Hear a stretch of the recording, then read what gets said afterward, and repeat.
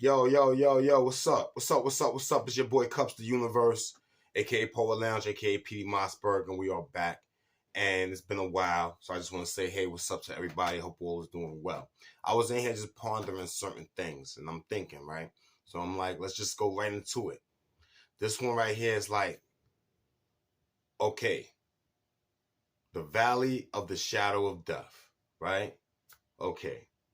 So I'm thinking, I'm sitting here in my room and I'm thinking, I'm saying, death. Shadow of the valley, death, right? And how in the Bible or in religious texts or just we know that the material isn't to be really worshipped or as ordained as the unseen, right? Well, my conclusion and my thought process came to this conclusion, right? The reason why we must die is because one, we're not really dead. We're in the shadow of death, right? So we're beyond dead. Like if the dead could dream, that would be where we would be existing now, right? But to us, it's this physical world that allows you to do all these different things, right? And in the aspect of, okay, you got to go from this world here through death to life, right? So like the story of Christ, right? How he had to go through life, right? To die on a cross, right? To be rose again, right? So what that really would have been saying is he had to walk through the shadow of death to get back to death. Because if you're in the shadow of something, right? That means you're not even in the object itself. So say death was a body, you wouldn't even be in the body of death. You would be in the shadow of the body, right? So if you stand up and you see your shadow, that's basically your matter would be atoms, right? And the light or photons that pass around your body that hit the floor imprint what you call a shadow, a shade with an outline. And basically, so to be in a shade, right? Basically, a shadow of the atom, right? That's like a phantom atom, right? Because it's not really there, it only appears there because what's not being absorbed is the outline. So then in the shadow of death, we're not really here. You see what I'm saying? Like it makes all the sense. Then you have to go into death. And then once you die, you pass through death to live. Now, does that make sense? So it's not like we're alive and then we die.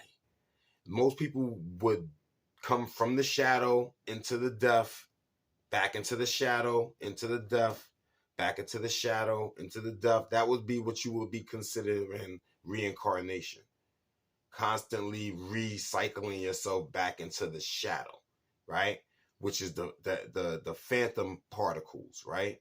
The phantom, because it's only the mass, right? The mass object, the collection of atoms that form whatever it really has a mass that absorbs the light is taken in the light. Whatever is around it passes by it and it gives that illusion of a shadow because what it's absorbing you don't see, it doesn't, you understand? So you got your shadow. It's not real. If the light go off, the shadow is just darkness. And if there's a light in every direction, there is no shadow. You see what I'm saying? So that's what this reality existence is. If the light comes from every angle, there is no more shadow. Period. But if darkness covers the whole entire thing, then shadow is everywhere. It's all darkness. See what I'm saying? So basically, to live in the valley of the shadow, now let's look at the valley of the shadow. If this is the shadow, then the seven colors plus the white and the I guess the void color. I don't know what to call that color no more, if you want to call it black, but that color, those aspects would be the levels of the shadow, right? And if you think about it, to be in a valley is to be, a valley is like below ground level. It's under the ground. It's just that it's split so much that it's deep. So a real deep valley could become a river one day if enough water gets into that valley, right? And it could be even with the land where you can build a bridge and just cross over it, right? So if you think about the valley, the levels of the valley, we would be at the bottom level of the shadow. So our existence that everybody think is the best existence in the world, got Satan and them running around thinking they ruling kingdoms and all that in this world, right? Is because it's an existence inside of a shadow. Whose shadow? Death's shadow, right? But not only are you in death's shadow, you're in the valley of that said shadow. So you're not even on the surface of that shadow. You're in the valley of it. So you're at the bottom level of that shadow. And for anybody that wants to be really like scientifical to understand what I'm saying, basically you're at the bottom of the wavelength crest. The bottom of that wavelength, the 2D wavelength, every time it loops to look like a cup, you're in the bottom of that. That level, that ground level, that middle median line that goes constantly out would be like surface level. And then the crest of the wave would be like the heights of the shadow. Most people in this existence will be just climbing the extents of the shadows levels when they go through death. Because most people are scared to face death and their minds are not clean enough to face the transition through that period. So hence, your mind, you're either running from yourself thinking it's something terrible, which chases you back into the shadow, or you clean yourself and you're light as a feather. You did what, most religions try to get you to do and most spiritualities do. The religions, I feel like, is just there, to be honest with you. If I was to put a truth in a religion, right? If I was like, I put purity in it, we get rid of anything in it that's not pure and we live it to the purity and it actually benefited, it would be like to basically like fortify something, right? In discipline. But the spirituality of it would be like the connection of it. So it's like to know it's all you, but then to be able to balance your energies is like balancing your mind, because after you go into the death period is your mind, right? So you went to a state of mind and it's like, okay, are you able to live in your mind? Is your mind clear? If your mind peaceful, if you have like a Christ energy in your mind, Christ consciousness, it should be like fortified for you. See what I'm saying? If you got a traumatic kind of hellish environment in your mind, then when you transition into your mind, you're either going to be praying to run back into the shadow or you're going to be destroyed in your own mind. But either way, that part of mind would be considered death. When you relinquish this, but you go into a period of, are you going to get past this void? So the void is mind. Or, mind. Universal mind, right? I guess in the aspects of imperfection. See what I'm saying? On the other side would be living mind, living spirit, living vessels that are in line with that purity of energy. Because believe it or not, everybody act like purity is a bad thing. Purity is a strength thing. Purity, the purer something is, the more valuable it is. The purer your gold is, the more expensive your gold is. The more impurities in your gold, the less valuable your gold is. So think of your sins as impurities and think of the purging of said sins as your purity. If you can purify your vessel and your spirit, then you become valuable to God. And valuable to God is loved in your words and sense of language. But if you have impurities and your impurities outweigh your purities, then to God, you are like fool's gold that turns your neck green and is discarded without consideration. That's the best way I can explain today's conversation. Because y'all got to get it one way or another. And I mean, there's been religions on the world forever, and I don't think y'all getting it. So the impurity aspect, you think somebody being pure is them being weak? No, that's them being stronger than you ever believed, because they're more concentrated. It's like a concentration of something versus it being dispersed so broadly that it's only thin aspects that you can grasp. You understand? So yeah, and today's conclusion is just to show you that the world you live in, this physical world, me, myself, you're looking at right now, is a shadow. We're all shadows. What's the shadow made of? Electromagnetic spectrum. That's the governance of the shadow. That's the governance of the crest and the peaks, right, of said shadow. The source point of said shadow, or the bridge between shadow and real life, would be the death. See what I'm saying? The death is actually, so if you think like, I'm trying to show it like a scale, like you have to be, if the death was a body, then you would have to be below the death, because the shadow is not the body. See the shadow on the wall? If you can see any shadows on the wall, it's probably not showing nothing, but shadows on the wall, you know what I'm saying? Shadows on the wall. That's not really there, but it's there. It's like a phantom. So that shadow right there would be like where our existence is now, what we consider real now. I slap myself right now. That's me, the shadow, slapping the shadow. But the reality beyond death would be what I'm calling my higher self, what you call your higher self, what you call your higher guides, right? The things in this dimension, in this shadow, that's there to help you become out of the shadow is going to be more of your guides and ancestors and things of that nature.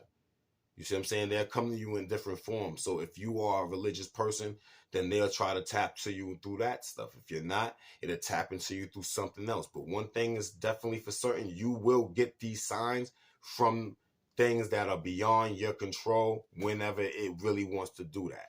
And it has its way of making it blatant when it really wants you to understand that's what's happening. And it has its ways of being subtle when you're too scared to know that's what's happening. And depending on you is how it addresses you. Feel me? I feel like I may be one of the only beings on this planet with enough imagination. See, being the only child, I had to learn how to entertain myself.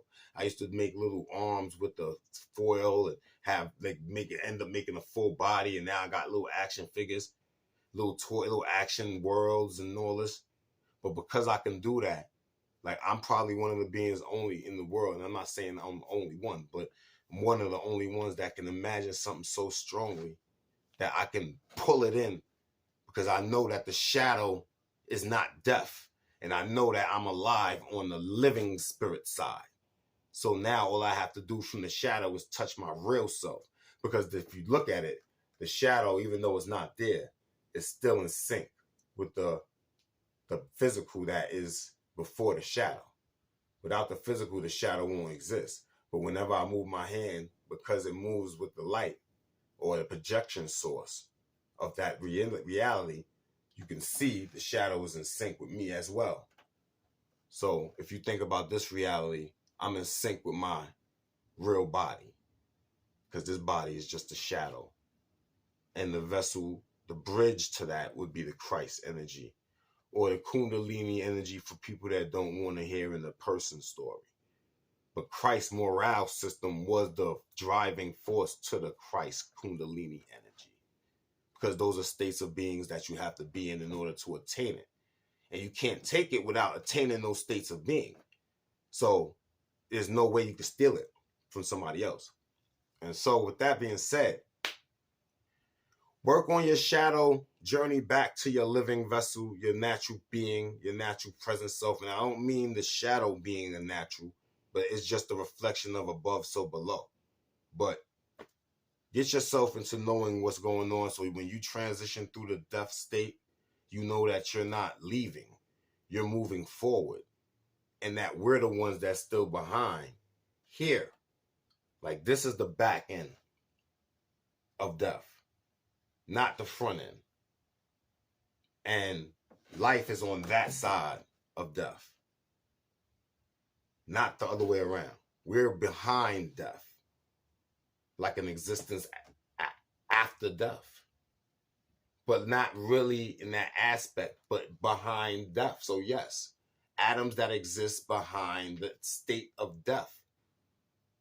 That state of death is moving faster than the state of the particles that we are.